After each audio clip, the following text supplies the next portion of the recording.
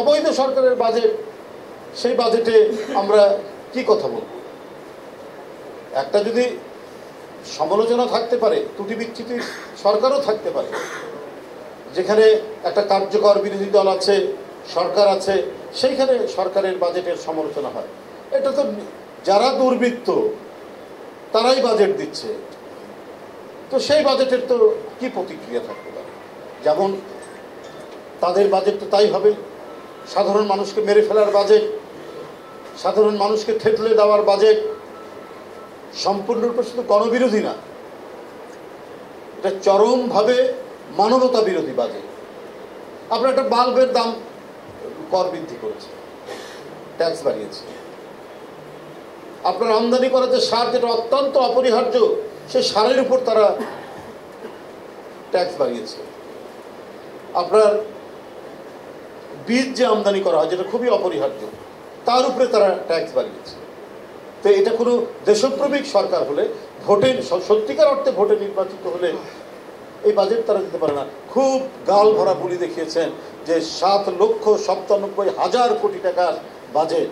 তো এই বাজেট তো হচ্ছে তাদের ওই যে আমরা যে সমস্ত ব্যবসায়ীদের নাম প্রতিদিন শুনছি, সব ক্ষমতা ঘনিষ্ঠ যে সমস্ত ব্যবসায়ীরা আছে, এমপিদের আত্মীয়, মন্ত্রীদের আত্মীয়, এদের আবার আরও পকেটটা খুলে যাবে, এরা আরও বেশি ধনী হবে, এরা আরও বেশি লুটপাট করবে।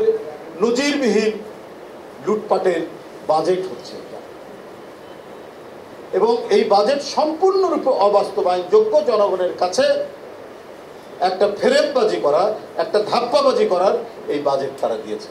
আপনি কি বলে, মোবাইল ফোনের যে টক টাইম, যেটা 100 টাকা, গত বছর 15% বাড়িয়েছিলেন, সেই 15%-এর উপরে আরও এবারে আরও 5% তারা বাড়াচ্ছেন।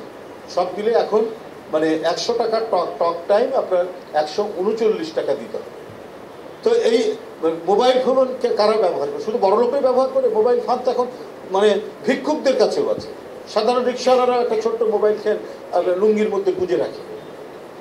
অর্থাৎ এটা জীবনের একটা অংশ হয়ে গেছে। কোথায় গ্রামের মধ্যে মা থাকে, তার সাথে কথা বলছে একজন রিক্সাওয়ালা, একজন সিএনজিওয়ালা, একজন ভিক্ষুক।